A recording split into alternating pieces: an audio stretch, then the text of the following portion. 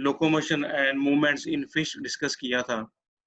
तो जिसमें हमने देखा था कि किस तरह से इसमें जो इसके फिन्स हैं वो इन्वॉल्व होते हैं फिश की मूवमेंट्स के अंदर, जिसमें इसके पेयर्ड फिन्स होते हैं, अनपेयर्ड फिन्स होते हैं। इसके अलावा इसमें हमने ये भी देखा था कि इसके अंदर इसके बॉडी की मस्कुलेचर, जो इसके सर्कुलर मसल्स हैं और लॉन्गिट्यूडनल मसल्स हैं, वो किस तरह से रिस्पॉन्स करते हैं। अब हम डिस्कस करेंगे इसके बाद एम्फीबियंस। एम्फीबियंस क्योंकि ड्यूरिंग एवोल्यूशन ये ट्रांजिशन स्टेट में एग्जिस्ट करते हैं कि यहाँ पे एक अडॉप्टेशन हो रही थी जब लिविंग ऑर्गेनिज्म जो है वो शिफ्ट कर रहे थे अपने लैंड एनवायरनमेंट के ऊपर या ड्राई एनवायरनमेंट के ऊपर। तो इसलिए इनकी इनकी जो कुछ इस तरह से अडॉप्टेशन हैं कि इनका कुछ लाइफ स्टाइल जो है वो अपनी लाइफ का कुछ पार्ट ये वाटर में भी गुजारते हैं, जबकि ये अपनी लाइफ का कुछ पार्ट ये खुश्की पे गुजारते हैं। लिहाजा इनके अंदर बड़ी एक स्पेसिफिक टाइप की मूवमेंट्स होती हैं, बहरहाल इनके अंदर लेग्स होती हैं जो कि इनमें वॉकिंग और स्पेशली जंपिंग में इन्वॉल्व होती हैं। लेकिन कुछ इनकी जो लार्वल स्टेजेस होती हैं एम्फीबियंस की, वो प्योरली वाटर के अंदर एग्जिस्ट करती हैं और वो स्विमिंग फेजेस होती हैं। लिहाजा लेकिन इनके अगर हम बॉडी के स्ट्रक्चर को देखें तो जनरली ये जो एम्फीबियंस का बॉडी स्ट्रक्चर है ये फिश की तरह होता है। इनमें दो किस्म की मोशंस होती हैं, एक तो ये रिगल होते हैं अपने पेट के बल जो है वो जमीन के साथ इनका टच कर रहा होता है, और इसी तरह इनके में कुछ स्विम करते हैं, जिस तरह ये मसल होते हैं जैसा कि स्विम करते हैं जमीन के ऊपर, और इनकी टांगे जो है वो बड़ी मुश्किल से जमीन के साथ टच करती हैं। जबकि कुछ की ऐसी बॉडी होती है वो बिल्कुल रेज होती है, जैसा ये सैलेमेंडर और नियोट, इनकी बॉडी पूरी अप राइज होती है जमीन से, पूरी एक अपवर्ड पोजीशन में होती है। जबकि न्यूरॉन्स के अंदर हम देखें तो न्यूरॉन्स का जो स्केलेटल सिस्टम है वो पूरा डेवलप हुआ होता है स्विमिंग के लिए, जंपिंग के लिए। लिहाजा इसका मतलब है कि इनकी जो लिम्स हैं, इनके जो बाजू और टांगे हैं वो स्पेशली मॉडिफाइड होती हैं for swimming purpose and for locomotion purpose. इसके बाद हम मूव करेंगे रेप्टाइल्स।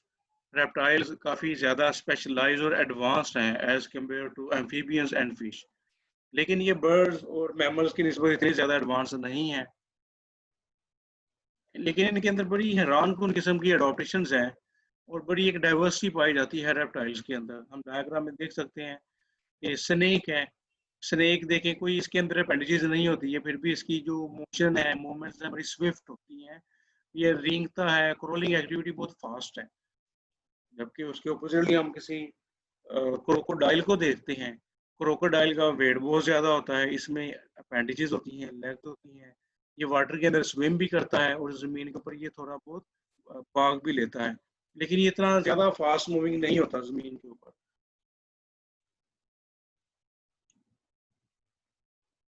लिहाजा इसमें वॉकिंग और रनिंग तो आम पाई जाती है। और कुछ रेप्टाइल्स ऐसे हैं प्री हिस्टोरिक रेप्टाइल्स जो कि सिर्फ उसमें लेग्स के ऊपर मूव करते थे, उसमें जो उसके फ्रंट अपेंडिजेस थे, जिस तरह के एंटीरियर लेग्स थी या एंटीरियर आर्म्स हम उसको कह सकते हैं, वो बिल्कुल फ्री होते थे और वो दूसरी एक्टिविटी में इन्वॉल्व होते थे, डेली एक्टिविटीज में। अच्छा, इसके अलावा इनके जो स्केलेटन है उसके अंदर ज्यादा कैल्शियम मौजूद होता है। These are highly ossified. इनके अंदर कैल्शियम और फास्फोरस बहुत ज्यादा होता है। इनकी हड्डियां कदर मजबूत होती हैं मछलियों की निस्बत और फ्रॉग्स की निस्बत, या फिर के फिश और एम्फीबियंस की निस्बत रेप्टाइल्स की बोन्स काफी स्ट्रॉन्ग होती हैं और ये बॉडी को एक अच्छी खासी सपोर्ट देती हैं। अच्छा, रेप्टाइल्स की अगर हम बात करें वर्टिब्रल कॉलम की, तो इसके अंदर जो पहले दो वर्टिब्रल कॉलम है, एटलस और एक्सिस हम कहते हैं, इनके अंदर काफी ज्यादा फ्रीडम होती है मूवमेंट के लिहाज से as compare to reptiles and as compare to fish. जबकि फिश और रेप्टाइल्स में इतनी ज्यादा नेक में मूवमेंट्स नहीं होती, इनके अंदर तो बहुत ज्यादा मूवमेंट्स होती हैं। इसमें वाज़िया तौर पे रोटेशनल मूवमेंट्स होती हैं। उसके अलावा रेप्टाइल्स का जो रिब्स हैं, रेप्टाइल्स के रिब्स भी वो भी काफी मॉडिफाइड होती हैं। उसके अलावा स्नेक्स की अगर हम बात करें तो स्नेक्स की जो रिब्स हैं वो बैली के अंदर कुछ इसके पेट वाले रीजन में कुछ स्केल्स होते हैं, ये उसके साथ कनेक्टेड होते हैं। स्नेक्स की रिब्स मूवमेंट्स में इन्वॉल्व होती हैं। और हम प्री हिस्टोरिक रेप्टाइल्स की बात करें तो वो बाईपेडल है, मीनिंग कि वो अपनी पिछली टांगों पे चलते हैं और उनके जो सामने वाले स्ट्रक्चर्स हैं, बाजू हैं, वो छोटे होते हैं और वो दूसरी एक्टिविटी में इन्वॉल्व होते हैं। बाइपेडल मोशन का यही फायदा होता है कि इससे बाजू फ्री हो जाते हैं और जिससे लिविंग ऑर्गेनिज्म जो है वो अपनी लाइफ की दूसरी एक्टिविटी परफॉर्म कर सकते हैं, शिकार को पकड़ने में या खुराक हासिल करने में या कुछ क्लाइंबिंग एक्टिविटी में इन्वॉल्व होती हैं। अब हम बात करेंगे फिश में लोकोमोशन इन एयर। एयर जो, अगर हम इसके स्ट्रक्चर की बात करें बर्ड्स की, तो बर्ड्स का स्ट्रक्चर काफी डिफरेंट होता है मैमल्स के निस्बत, लेकिन बर्ड्स का कुछ स्ट्रक्चर, कुछ ना कुछ इनके अंदर सिमिलैरिटीज होती हैं बर्ड्स के स्ट्रक्चर्स में टूवर्ड्स द रेप्टाइल्स। लेकिन इनकी जो बोन्स हैं वो काफी लाइटर होती हैं। बर्ड्स की ये अडॉप्टेशन होती है, these have very lighter bones.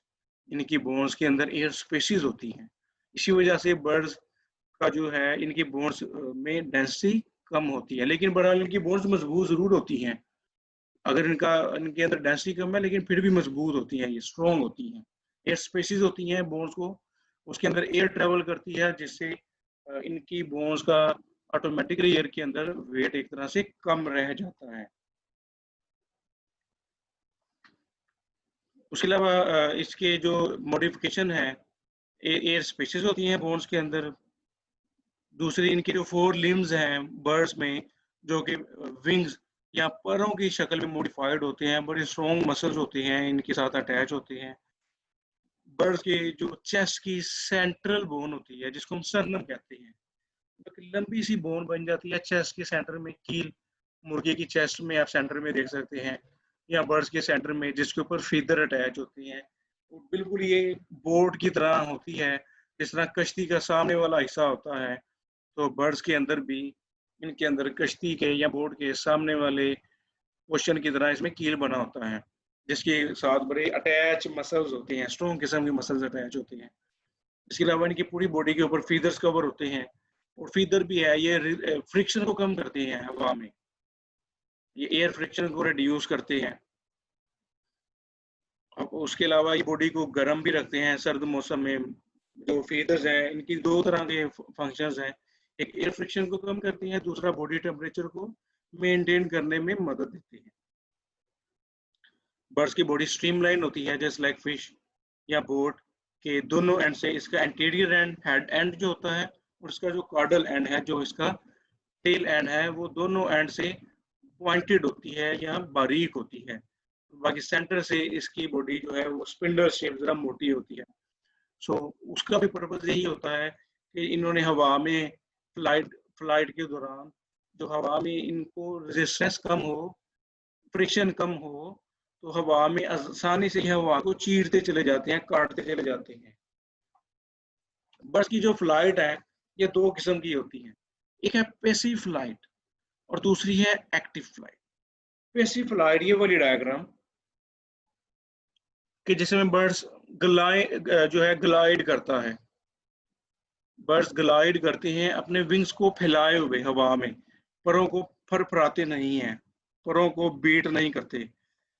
बिल्कुल इसी तरह होता है जैसे किसी जहाज के जो विंग्स हैं, एरोफाइल्स हैं, किसी भी एरोप्लेन की हवा में खुले रहते हैं, बिल्कुल एक एरोप्लेन की तरह हवा के अंदर इनकी जो स्ट्रीम लाइन मूवमेंट्स हैं एयर स्ट्रीम के अंदर, इसको हम पैसिव फ्लाइट कहते हैं। कि परिंदा हवा के अंदर खुद ही उड़ता रहता है, हवा ने इसको नीचे से उठाया होता है। तो इन्होंने अपने विंग्स के कुछ एंगल्स को बस चेंज करना होता है, अपनी कुछ पोजीशंस को या अपनी कुछ मूवमेंट्स को चेंज करने के लिए। दूसरी जो फ्लाइट है बर्ड्स के अंदर, उसे हम कहते हैं एक्टिव फ्लाइट। एक्टिव फ्लाइट जिस तरह स्पैरो फ्लाइट करती है, मुसलसल अपने विंग्स को बीट करती है, वहाँ अपने परों को फरफराती है, तो इस तरह की फ्लाइट हम एक्टिव फ्लाइट कहते हैं। ये डायग्राम देख सकते हैं कि पिजन जो है अपने पर को, अपने जो विंग्स हैं, जो पर है, उनको फरफराता है, उनको बीट करता है, जोर लगा के उनको ऊपर नीचे करता है, तो एटीपी एनर्जी बहुत ज़्यादा इसमें यूज़ होती है। तो इस तरह की फ्लाइट बर्ड्स में एक्टिव फ्लाइट कहती है। इससे क्या होता है, जब अपने विंग्स को बीट करते हैं, जो इनकी जो कर्व सरफेस होती है इनके विंग्स की, उनकी ऊपर वाली साइड पे प्रेशर जो है वो फौरी तौर पे कम हो जाता है। That this reduces the air pressure on top of the wing. जबकि इनके विंग्स के नीचे की तरफ हवा का दबाव ज्यादा होता है। जब हवा का दबाव इनके विंग्स के नीचे की तरफ ज्यादा होता है, तो उसका रिजल्ट यही निकलता है कि हवा का प्रेशर एक पॉजिटिव इफेक्ट पैदा करता है, और ये बर्ड्स है ये तकरीबन हवा में उड़ना शुरू कर देते हैं। अब हम बात करेंगे मैमल्स के अंदर। तो मैमल्स में मूवमेंट्स किस तरह से होती हैं? हमें पता है कि मैमल सारे स्ट्रक्चर के लिहाज से एक जैसे नहीं होते। मैमल्स में भी काफी ज्यादा डाइवर्सिटी पाई जाती है। मैमल्स में स्ट्रक्चर के लिहाज से इस तरह से डाइवर्सिटी पाई जाती है। आप मोंकी को देख लें, आप ह्यूमन बींग्स को देख लें, आप कैट्स को देख लें, डोंकी को देख लें, हॉर्सेस को देख लें। इन तमाम लिविंग ऑर्गेनिजम्स के अंदर जो इनके फुट हैं, सॉरी जो इनके फीट हैं, तो उनका अनाटॉमिकल स्ट्रक्चर काफी डिफरेंट है। अगर हम बात करें ह्यूमन बींग्स की, जैसे कि ये डायग्राम बनी हुई है, आप देख सकते हैं कि इनके जो पाँव होते हैं, इनकी एक वाजिया तौर पे इनके पाँव के अंदर, इनके फुट के अंदर एक सोल होती है, जो कि सॉलिड पूरे जमीन पे टच करती है। तो ऐसे पाँव जो पूरी अपने फुट की सोल पे चलते हैं, उन्हें हम कहते हैं प्लांटीग्रेड। इनकी एक सोल या उसको हम पाम कहते हैं। तो इनकी जो रिस्ट है, डिजर्स है, इनके डिजर्स मतलब जो इनकी फिंगर्स हैं, वो वाज़िह तौर पे पाँव की जो डिजर्स है वो जमीन पे टच करती हैं, जैसे कि मोंकी में, एप्स में, इंसानों में या रीछ में भी ऐसा होता है। दूसरी मैमल्स के अंदर जो मूवमेंट्स के लिहाज से क्लासिफिकेशन है, उसे हम कहते हैं डिजिटिग्रेड्स। डिजिटिग्रेड्स जैसा कि रैबिट्स हैं या चूहे वगैरह हैं, ये अपने डिजर्ट्स में मूव करते हैं। इनकी फिंगर्स जमीन पे ज्यादा टच करती हैं। ये सारे इनके डिजर्ट्स हैं, ये मॉडिफाइड होती हैं, ये सिर्फ अपनी फिंगर्स पे मूव करते हैं। लिहाजा जो डिजिटिग्रेड्स हैं, इनकी मूवमेंट्स काफी फास्ट होती हैं एज कम्पेयर टू प्लांटिग्रेड्स। जो सोल पे चलने वाले एनिमल्स हैं, इनकी निस्बत इनकी मूवमेंट्स फास्ट होती हैं, एक्टिव होती हैं, ज्यादा स्विफ्ट मूवमेंट्स होती हैं इनके अंदर। जबकि जो थर्ड टाइप है उसे हम कहते हैं अनगुलीग्रेड। अनगुलीग्रेड एनिमल्स की ये खूबी होती है, ये जैसा कि हम बात करेंगे हॉर्सेस के अंदर या गोट के अंदर, शीप के अंदर, इनके अंदर खुर होते हैं। खुर जिसे हम हूफ कहते हैं, कि इनकी जो टर्मिनल टिप्स होती हैं या इनकी जो टो होती है, जिस तरह टो को हम कहते हैं अंगूठा, या सिर्फ टर्मिनल टिप्स जो इनकी फिंगर्स की होती हैं वो मॉडिफाइड होती हैं हूफ के अंदर। बाकी पूरा पाँव ऊपर है, ये देखें, ये इसका ऊपर वाला पोर्शन है।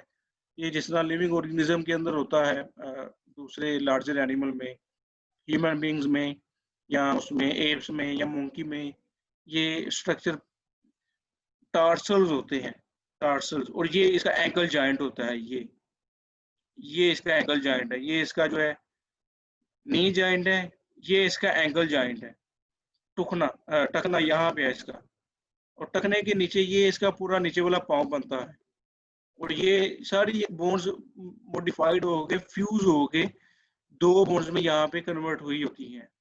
उन दोनों बोन से फिर आगे यहाँ पर ये जो है इसकी ये बन जाती है हूफ, खुर जिसे हम कहते हैं।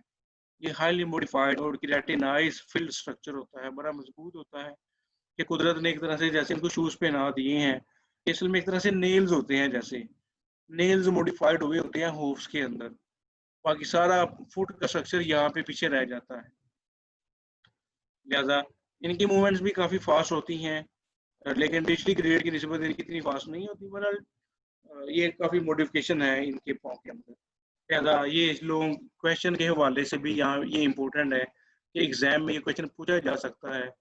Describe the classification of Emil on the basis of locomotion. तो ये 6 नंबर का लॉन्ग क्वेश्चन आ सकता है। इसके अलावा यहाँ पर 3 छोटे शॉर्ट क्वेश्चन भी बनते हैं, प्लांटीग्रेड, डिजिटिग्रेड एंड अनगुलीग्रेड। जबकि पिछले पार्ट में बर्ड्स के हवाले से 2 इम्पोर्टेंट क्वेश्चन हैं, एक लॉन्ग क्वेश्चन है, describe the adaptation of birds in air. Air के अंदर बर्ड्स की अडॉप्टेशन क्या है। इसके अलावा दो क्वेश्चन इसके और शॉर्ट क्वेश्चन भी हैं और लॉन्ग क्वेश्चन भी। Classify the flight of birds, के बर्ड्स की जो फ्लाइट है उसको क्लासिफाई करें। तो एक्टिव फ्लाइट है और पैसिव फ्लाइट है। एक्टिव फ्लाइट और पैसिव फ्लाइट के ऊपर शॉर्ट क्वेश्चन भी आ सकते हैं एग्जामिनेशन पॉइंट ऑफ व्यू से। इसी तरह रेप्टाइल्स की अडॉप्टेशन पूछी जा सकती हैं। रेप्टाइल्स के जो सर्वाइकल वर्टिब्रे हैं, एटल्स और एक्सिस, इनके ऊपर क्वेश्चन बनाया जा सकता है। उसके अलावा एम्फीबियंस के ऊपर इतना इम्पोर्टेंट क्वेश्चन नहीं है। ले जी, यहाँ पे ये आपका आज जो चैप्टर नंबर 16 है ये अपने इख्तिताम को पहुंचा है। तो पूरे चैप्टर में से किसी ने कोई भी टॉपिक डिस्कस करना हो, कोई क्वेश्चन पूछना हो, तो he is the most welcome, वो यहाँ पे डिस्कस कर ले। तो इसको साथ साथ आप तैयार कीजिएगा, बल्कि कोशिश करें आज इसको याद करें। बहुत आसान है, लिटरेचर वाइज इसकी थोड़ी लेंथ ज़्यादा हो सकती है, लेकिन इसके कंसेप्ट काफ़ी इजी हैं। अगर किसी स्टूडेंट ने कोई क्वेश्चन पूछना हो तो वो मुझे ईमेल कर सकता है, व्हाट्सएप पे मुझे वो मैसेज ड्रॉप कर सकता है, किसी भी किस्म का क्वेश्चन हो, या लाइव सेशन के दौरान वो मुझसे डिस्कस कर सकता है।